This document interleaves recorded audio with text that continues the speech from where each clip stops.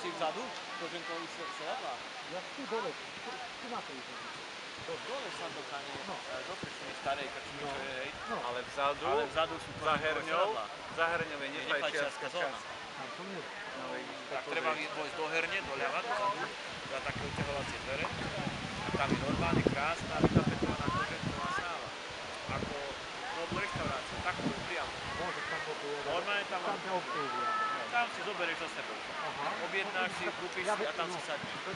Ja som si týchto veci mal veľmi opatrný z toho ničoho iného. Aj človek veľa ľudí poznám, na bohovstvu nemá na takých sondákov, keď začne svetovať, ktorého nie.